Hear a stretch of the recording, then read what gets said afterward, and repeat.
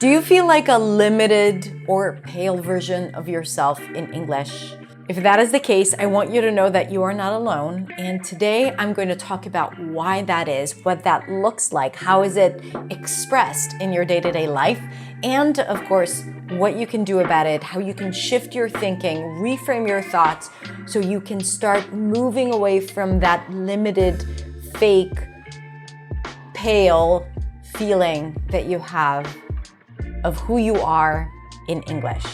Because at the end of the day, we want you expressing yourself fully, feeling joyful in English, and being the best version of yourself, no matter what language you speak. Now, if you're new to my channel, then hi, my name is Hadar. I'm a non-native speaker of English, so I have been where you are now, and here I am feeling fully expressive and joyful and free in English, and I want you to feel the same. So here on my platform, I share with you my best tips and strategies and patterns of thinking that can help you become your fluent, confident self. Okay, so let's talk about why you might feel like a limited version of yourself. The first reason is that you are limiting yourself. You are not joining conversations. You keep quiet even though you have things to say. You feel like you are not saying yes to opportunities. So physically, technically, practically, you are limiting yourself. You are not doing all the things that you would do if it was your first language. And because of that, you feel limited, you feel restrained, you feel like you are not using your full existence to communicate in English, okay? Now, you could also feel limited because you have limited vocabulary and limited grammatical structures. And that is technical, right? Like you haven't learned it yet, you haven't turned it into a habit. So you might associate your knowledge of the language with your ability to communicate and to express yourself. Now, I get it. When you're first learning a language and you do have very limited vocabulary, you might actually be limited. You might not have the words to say the things that you want to say. But there comes a point, and I think a lot of the people watching my videos or listening to my podcast, they already have some experience and some knowledge in English. So that limited feeling doesn't necessarily come from actually not knowing the words, but feeling like you don't have enough words to express yourself or wanting to have nicer, fancier vocabulary to be able to express yourself, to suggest nuance and to just feel like you have that freedom. But I just want to suggest that it's not like you can't say what you want. You just want to say it in different ways. And not being able to do that makes you feel limited. Now, there is no judgment here and there is no right and wrong. If this is your experience, this is your experience. The only thing that we can do is change what we can, and also to have compassion for the times or the parts in us that are not yet where we want it to be. Now, the next reason for why you feel like a limited version of yourself is maybe your voice changes in English.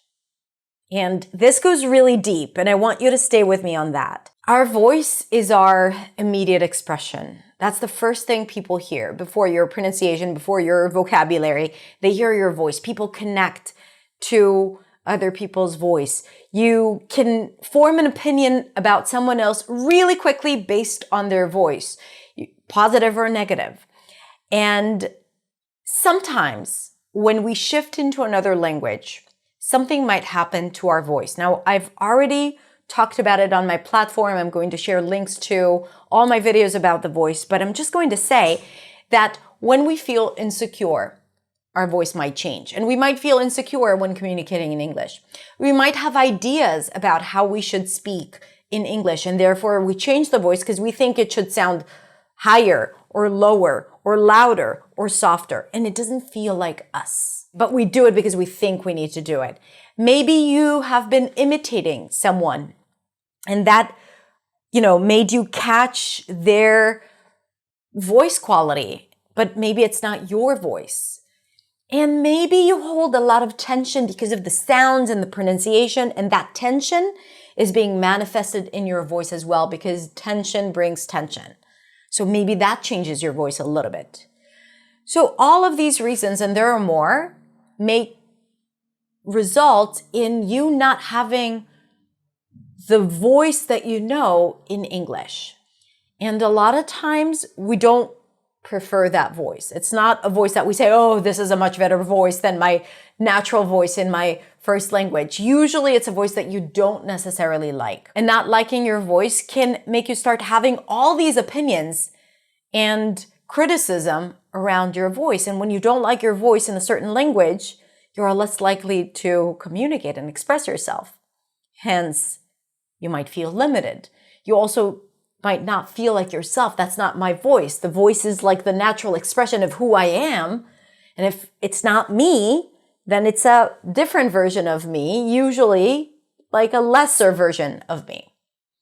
So even though it's something very small, I find it to be so profound with my students. And when I help my students find their natural voice in English, there's always this sense of relief and joy, and it's very emotional because something connects there. And when something connects, you do allow yourself to show up more like yourself, who you are, and to feel more authentic. And sometimes that is so much more important than knowing all these extra words and being more accurate with your grammar, right? Like that sense of self, sense of feeling authentic. I think it's so much more important, and you should spend time thinking about it and changing or shifting your thinking so that you can feel more expressive and feel more like yourself. Another reason why you feel like a limited version of yourself is because you may be very funny in your first language, but when you shift to English, all that humor disappears. Could be cultural, because different cultures have different humor, and maybe what makes you laugh is not what's perceived funny in English or American culture or British culture. But also maybe it's just you're not feeling confident. Humor is a lot around language, right? Like wordplay and puns and all of that. And maybe you don't feel confident, or you don't actually know how to be funny using the language in a nuanced way. And I also think it's a lot about confidence, because you cannot tell a joke or you cannot feel funny and express something in a humorous way if you don't feel super confident and comfortable, because judgment ruins humor and ruins like that sense of freedom. And unfortunately, a lot of what I see with a lot of my students is that sense of judgment is really big, right? Like shame, judgment, fear of criticism is so dominant that it doesn't allow them to be funny, even though they might be very funny in their first language. And that makes them feel like a limited version of themselves. And the last reason, there are more, but I'm just going to settle with these because it's enough for us for this session. You probably tend to overthink, rethink, censor yourself, edit yourself a lot more in English than in your first language. Overthink, what to say and how to say it. Maybe you overthink what you just said, right? Like you repeat everything that you've said in your head, you find mistakes, you feel bad, you beat yourself up. Maybe you are overthinking even saying a simple, hey, good morning, how are you? Right? Like, should I go here? Should I go there? Should I say it like that? Should I say it like this? So that feeling of adding a lot of mental power and energy into every single interaction makes it feel uncomfortable and makes it feel heavy, as if you're running with weights.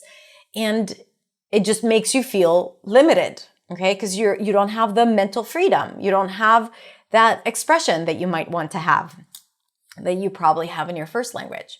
So all of these reasons, keeping quiet, actually limiting yourself, having limited vocabulary and grammar knowledge, changing your voice, not being able to use humor, overthinking and rethinking, like all of these things are the reasons for why you might feel like a limited or artificial or partial version of who you are and of yourself.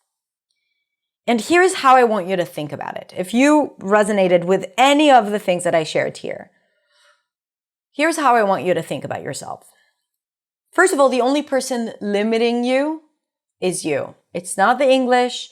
It's not other people. Even if you have experienced discrimination or judgment. It's not about them, it's about you. And you are in full control over how you show up in the world and how you feel about yourself. So all of those things that I talked about, you can change those. Okay? It doesn't have to be this way. Think of people who might not have the best English, but you feel like they are so expressive and funny and free, and they may not have all these limitations that you might feel. And then this is just proof that it's possible. Okay? So remember that it's within your control and it's still you. Doesn't matter if it's you in your first language, be it Japanese, Spanish, German, Hindi, it doesn't matter. It's still you in any language. So every time that feeling of, ooh, it's not me, I feel fake, I don't feel authentic, just like take a deep breath, center yourself and say to yourself, it's still me. Okay? Same body, same soul, same presence. So it's all a question of how I want to feel and how I want to show up and not let those external things impact you.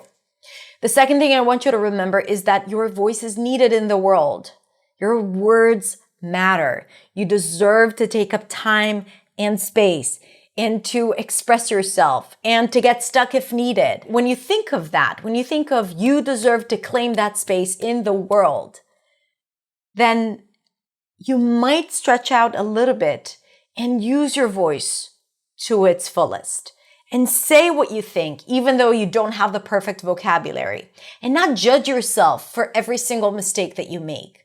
Okay? So just feel like you're allowed to expand, that you deserve to expand. Also remember that the more you limit yourself, right? The more you stay in that experience, the more stuck you'll stay in your English and your fluency, in your confidence level. So I know that these things are important to you. I know that you want to be more confident. I know that you want to be more fluent. And these two things go together.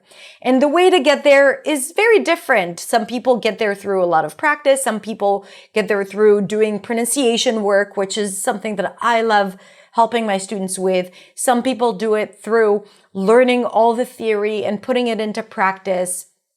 Some people move to a different country or find 100 conversation partners. It doesn't matter how you do it. There are many different ways to reach fluency and confidence, but none of these ways are going to be effective unless you also shift your thinking. And if you keep thinking of yourself as small, as limited, this is always going to be your experience. So the more you limit yourself, the more stuck you'll be, and the more stuck you'll be with your English progress. And the last thing is, what have you got to lose? Okay, what have you got to lose by being you, by taking up more space, by being louder, by being prouder, right? What have you got to lose? The worst thing that could happen is that people may have negative thoughts about you. Are you willing to risk feeling that, knowing that some people might judge you, for the possibility of you feeling more in your power, feeling more in control of who you are, feeling full and expressive and like yourself? And think of what communication could be like if you were to feel funny and expressive and authentic and just you.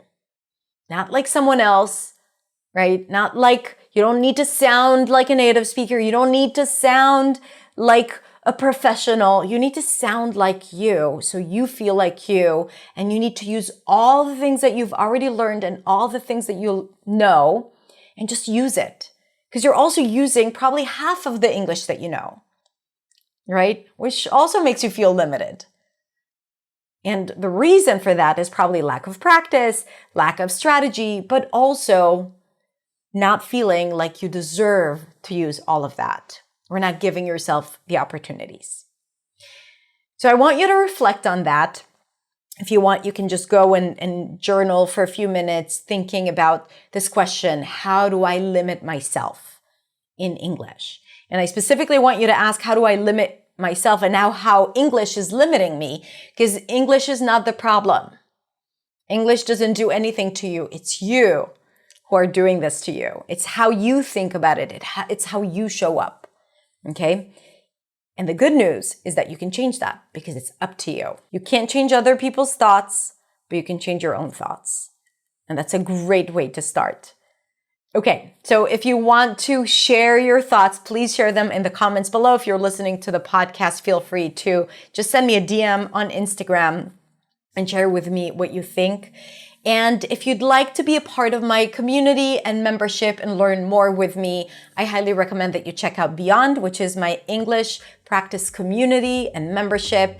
This is where we have these kinds of conversations all the time. We have daily sprints, conversation groups with peers. We have daily lessons about all the different topics in English, grammar, vocabulary. And it's just such a great experience to be a part of this incredible community. So it's available for you to join. So go check it out at hadarshemish.com/beyond or click the link in the description below. Have a beautiful, beautiful rest of the day. Be you. You are loved. You deserve to be heard. And go out there. Do your thing. The world's waiting. Okay? Take care, and I'll see you next week in the next video. Bye.